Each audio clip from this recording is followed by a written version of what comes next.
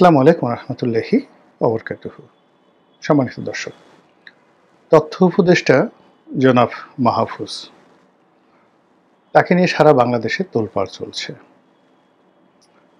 একসময় মনে করা হতো যে তিনি জামাত এবং শিবিরের রিক্রুট।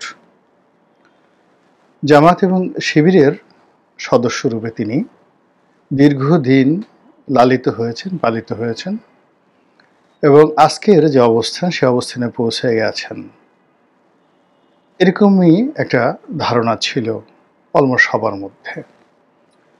ফলে জামাত বিরোধী যারা শক্তি রয়েছেন তারা সকলেই মনে করছেন যে এই ভদ্রলোক জামাত শিবির করেন, কাজে তিনি স্বাধীনতা বিরোধী এবং তিনি ভালো নন। ফলে সরকার বিরোধী, জামাত বিরোধী প্রায় সকল পক্ষই তার সব কথা নিয়ে তাকে ট্রল করতেন। দ্বিতীয়ত, তার বেশভূষা, তার পোশাক, তার পরিচ্ছদ, তার চুলের হেয়ার কাটিং বর্তমান এবং আগের, এই জিনিসগুলো নিয়ে আমাদের দেশের মানুষ নানা রকম কার্টুন তৈরি করেছে, নানা রকম নেতিবাচক উপাধি সহকারে তাকে যতটা হেয় করা যায়, যতটা খাটো করা যায়, তার সকল চেষ্টাই লোকজন করে যাচ্ছে। এর মধ্যে আবার আরেকটি গ্রুপ, যারা জামাতও নয়, আওয়ামী লীগও নয়, তারা আবার তাকে মনে করেন যে হিজবুত তাহরির নামক যে একটি নিষিদ্ধ সংগঠন রয়েছে, সারা দুনিয়াতে এই হিজবুত তাহরির নামক সংগঠনটি পশ্চিমা দুনিয়াতে একটি সন্ত্রাসী সংগঠন হিসেবে ব্যাপকভাবে পরিচিত। তো যারা জনাব মাহফুজকে পছন্দ করছেন না, তাদের বক্তব্য হলো যে উনি হিজবুত তাহরির সদস্য। তো এই অবস্থায় আসার পেছনে মূলত কয়েকটি কারণ রয়েছে। এর কারণ হলো যে রাজপথে অন্যান্য যে সকল সমন্বয়কদেরকে যেভাবে দেখা গিয়েছে, মিস্টার মাহফুজকে আসলে ওইভাবে দেখা যায়নি। তার ব্যাপারে আমরা ভীষণ রকম আগ্রহী হয়ে পড়লাম যখন ডক্টর মোহাম্মদ ইউনূস তাকে আমেরিকাতে নিয়ে গেলেন এবং ক্লিন্টন ফাউন্ডেশন একটি অনুষ্ঠানে তাকে মাস্টার মাইন্ড হিসেবে পরিচয় দিলেন। প্রথম দিকে তিনি প্রধান উপদেষ্টার বিশেষ সহকারী ছিলেন, তারপর দপ্তরবিহীন মন্ত্রী ছিলেন, আর এখন তথ্য মন্ত্রণালয়ের নিযুক্ত দায়িত্বপ্রাপ্ত মন্ত্রী। তার যে লেখাপড়ার ব্যাকগ্রাউন্ড, তার যে কথাবার্তা, কিংবা এই সময়টিতে তিনি যে সকল বক্তৃতা দিচ্ছেন, বিবৃতি দিচ্ছেন, কোনো একটি অনুষ্ঠানে তিনি যখন সভাপতিত্ব করছেন, কিংবা সরকারি কোনো অনুষ্ঠানে যখন সচিব বলেন, তারপর প্রধান উপদেষ্টার কার্যালয়ের যারা কর্মকর্তা বলেন, তাদের পাশে তিনি বসেন।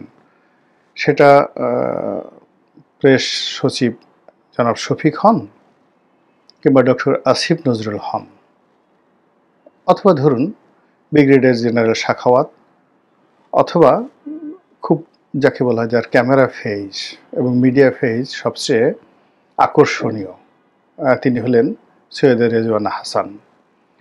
তো সেখানেও যখন তিনি বসেন তখন তাকে সবচেয়ে সপ্রতিভ মনে হয়, অন্য সবার থেকে আলাদা মনে হয়, এবং তিনি সকলের অ্যাটেনশন ড্র করেন। যেই বক্তব্য দেখ না কেন বা অনুষ্ঠানের যিনি প্রধান মেহমান বা মেহমানে আজিম হন না কেন, মিস্টার মাহফুজ যদি সেই অনুষ্ঠানে উপস্থিত থাকেন, মাইক তার কাছে যাবে এবং তিনি যে কথাগুলো গত 7 মাস ধরে বলছেন ওগুলোই সংবাদপত্রের শিরোনাম হয় এবং গণমাধ্যমের প্রধান নিউজ হয়ে যায়। এটা হলো রূঢ় বাস্তবতা। এখন আপনি তাকে শিক্ষিত বলতে পারেন, অশিক্ষিত বলতে পারেন, গাড়ল বলতে পারেন, পণ্ডিত বলতে পারেন, মাস্টার মাইন্ড বলতে পারেন, দার্শনিক বলতে পারেন, এটা আপনার রুচি এবং অভিরুচির বিষয়। কিন্তু বাস্তবতা হলো গত 7 মাসে জনাব মাহফুজকে নিয়ে যত আলোচনা হয়েছে, বিতর্ক কম হয়েছে, কিন্তু অন্য সমন্বয়কদের বিরুদ্ধে যেভাবে বিতর্ক এসছে, দুর্নীতির অভিযোগ আসছে, এটা মাহফুজ সাহেবের বিরুদ্ধে আসেনি। তাকে নিয়ে যে আলোচনা হয়েছে তার মতাদর্শ, তার কথা, তার দৃষ্টিভঙ্গি, এগুলো নিয়ে আলোচনা হয়েছে এবং তাকে সবাই ঈর্ষা করেছে। এই অবস্থাতে তিনি আলোচনার শীর্ষ অবস্থানে ছিলেন। আর সারা দেশের মানুষের কাছে তার ব্যাপারে একটা কৌতূহল ছিল, কে তিনি, কোথা থেকে এলেন, বাবার নাম কি, হঠাৎ করে এই অবস্থায় কিভাবে আসলেন, তারপর তার গন্তব্য কি, এখান থেকে তিনি কোথায় যাবেন, তার শেষ পরিণতি কী হবে, এ সমস্ত বিষয় নিয়ে যারা চিন্তা ভাবনা করেন তারা আবার ওনাকে নিয়ে নানা রকম সমীকরণ দাঁড়া করানোর চেষ্টা করেন। এভাবেই চলছিল। ইতিপূর্বে তিনি যে সকল বক্তব্য দিয়ে আলোচনা এবং সমালোচনার কেন্দ্রে এসেছেন, সেগুলো না হয় এবার নাই বললাম। এর কারণ হলো তিনি আমার ডিপার্টমেন্টের সতীর্থ, অর্থাৎ আমি ঢাকা বিশ্ববিদ্যালয়ে যে বিভাগে পড়েছি তিনিও একই বিভাগের ছাত্র। আমি আসলে এই তরুণ যারা আছেন তাদের কাউকে নিয়ে কখনো কোনো কথা বলিনি, আর ওনাকে নিয়ে তো একেবারেই বলিনি। এর কারণ হলো আগের যে রেজিম, সেই রেজিমের সময় অর্থাৎ 2014 থেকে 2024-25 পর্যন্ত আমার জীবনের যে দুর্বিষহ সময় অতিবাহিত হয়েছে, যে আতঙ্ক, যে ভয়, প্রতি মুহূর্তে আমাকে অমানুষের মতো মাথা নিচু করে চলতে বাধ্য করেছে। আমার দৈনন্দিন জীবন, আমার পারিবারিক জীবন, ব্যবসা বাণিজ্য সব কিছু রসাতলে গিয়েছে। ঠিক সেই রসাতলের মধ্যে পড়ে আমি যখন একেবারে ধরে নিয়েছিলাম যে জীবনের চাইতে মৃত্যু অনেক বেশি শোভনীয়, আকর্ষণীয়, ঠিক সেই সময়টিতে জুলাই আগস্ট বিপ্লব হয়। এবং এই বিপ্লবের যারা পুরোধা, অগ্রগামী, তাদের প্রতি আমি কৃতজ্ঞ, আজীবন কৃতজ্ঞ থাকব। এবং তাদের সম্পর্কে আমি কোনো কথা বলবো না, কখনো কোনো কথা বলবো না। যদি কিছু বলি সেটা ইতিবাচক, এবং সেটি আমি বলার চেষ্টা করছি। তো কাজেই আমি তাদেরকে নিয়ে আলোচনা যতটা সম্ভব করি না। কিন্তু এই জনাব মাহফুজ সাহেব সম্পর্কে এখন কিছু কথা একেবারে না বললেই নয়। এর কারণ হলো যে আমাদের মধ্যে যে বাঙালি, যে বিষয়গুলো খুব বেশি আমাদের চরিত্রকে বিশ্ববাসীর সামনে উদ্ভাসিত করে, সেটা হলো আমরা কৃতজ্ঞ জাতি। ইংরেজিতে কৃতজ্ঞ বলতে আনগ্রেটফুল নয়, আরও জঘন্য যা কিছু বোঝায়। তো কৃতজ্ঞ জাতি, এই কৃতজ্ঞতার কোনো প্রতিশব্দ আমি অন্য অ্যারাবিক, তারপর হিন্দি, তারপর উর্দু, এরপর যাকে বলা হয় ইংরেজিতে আমি পাইনি। আপনারা যদি কেউ পেয়ে থাকেন আমাকে জানাবেন। কৃতজ্ঞ যে উপকারী শুধু মানে করে না, মানে অকৃতজ্ঞতা প্রকাশ করে না। কেউ যদি তাকে উপকার করে তার ক্ষতি না করে সে ছাড়ে না, তাকে ক্ষতি করতেই হবে। ক্ষতি না করে সে কোনো অবস্থাতেই মরবে না, এটাকে বলা হয় কৃতজ্ঞ। তো আমাদের মধ্যে সেই অভ্যাসটা রয়েছে, অস্থিরতা রয়েছে, এবং অকৃতজ্ঞতা, আনগ্রেটফুল রয়েছে, মুনাফিকি রয়েছে, এবং ক্ষণে ক্ষণে সিদ্ধান্ত পরিবর্তন। আপনি একজনকে সমর্থন দিলেন, আরেকজন কানে কানে এসে বলে গেল কাজটা ঠিক হয়নি। মুহূর্তের মধ্যে আপনি আপনার সমর্থন প্রত্যাহার করে নিয়ে তার সঙ্গে কণ্ঠ মিলিয়ে বলবেন যে এই লোকটা এত খারাপ, আগে তো বুঝতে পারিনি। কিংবা কারোর সম্পর্কে যদি আপনার ভালো ধারণা হয়, মন্দ ধারণা থাকে, কেউ এসে আপনাকে কান পড়া দিয়ে গেল, আপনি সঙ্গে সঙ্গে আপনার সিদ্ধান্ত পরিবর্তন করে বললেন যে এই যে এত ভালো মানুষ ছিল, আগে জানতাম না। তো এখন জামাত এবং শিবিরের যারা লোকজন রয়েছেন, যাদের সঙ্গে জনাব মাহফুজের একটা দহরম মহরম সম্পর্ক ছিল, আমরা যেভাবে বিশ্বাস করতাম, এবং জামাতের আচরণেও মনে হয়েছিল যে সরকারে যারাই আছেন, নাহিদ ছিলেন, মাহফুজ আছেন, তারপরে সজীব ভুঁইয়া আছেন, তারা সবাই জামাতের রিক্রুটমেন্ট এবং জামাতের শুভার্থী। জামাতের আচরণে সেটা মনে হয়েছিল। কিন্তু অতি সম্প্রতি তিনি যুদ্ধাপরাধের বিচার চাওয়ার কারণে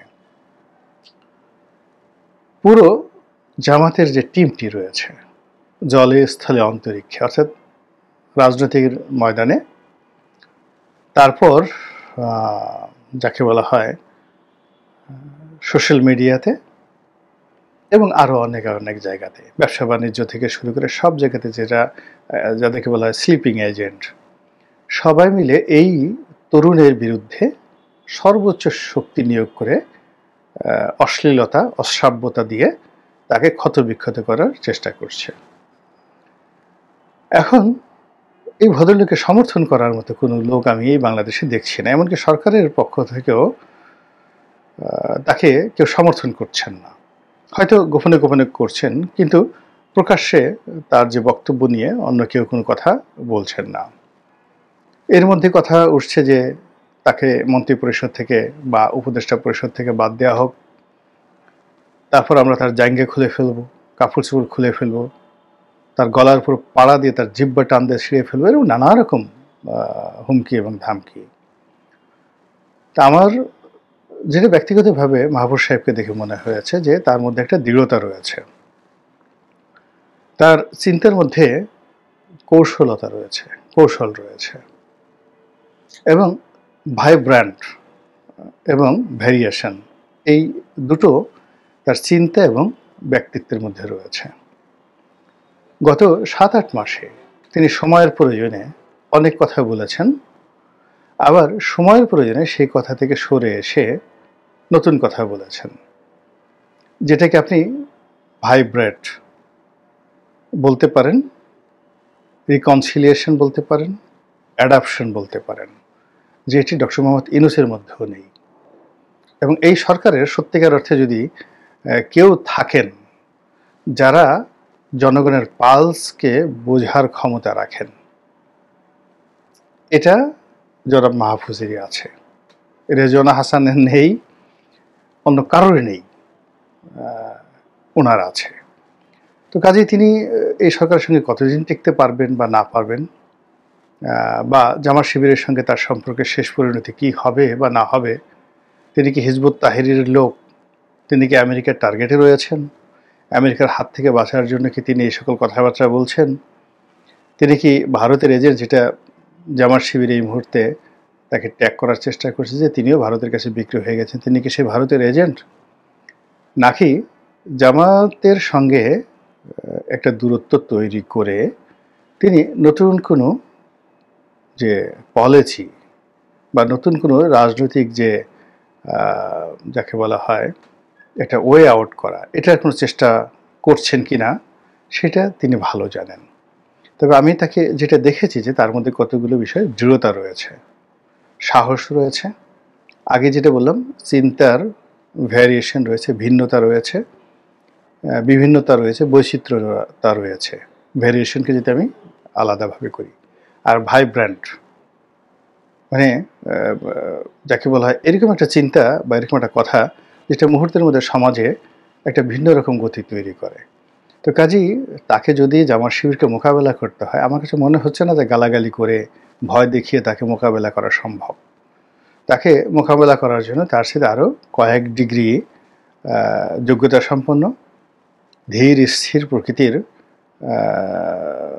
বুদ্ধিজীবী প্রকৃতির নেতা জামাতে লাগবে, যাদের লেখার হাত ভালো, বলার হাত ভালো, এবং জনাব মাহফুজের যে এই মুহূর্তে সোশ্যাল মিডিয়াতে তার যে কানেক্টিভিটি রয়েছে তার সাথে বেশি মাত্রায় কানেক্টিভিটি থাকতে হবে। অন্যথায় এখানে তাকে যত বেশি আঘাত করা হবে তিনি তত বেশি মানে শাইনিং পার্সোনালিটি হয়ে পড়বেন, অর্থাৎ তার মিত্র বাড়বে এবং তার বুদ্ধি বাড়বে, তার যোগ্যতা বাড়বে, সাহস এবং শক্তি বাড়বে। আঘাত এমন একটা জিনিস, এটা কিছু কিছু মানুষকে শেষ করে দেয়, কিন্তু অনেক মানুষকে এটা হীরার টুকরা বানিয়ে ফেলে। এখন জামাত যাদেরকে ভালোবেসেছে তাদের অনেকেরই সর্বনাশ হয়েছে, আবার জামাত যাদের সঙ্গে শত্রুতা করেছে তাদের অনেকের কপাল খুলে গেছে।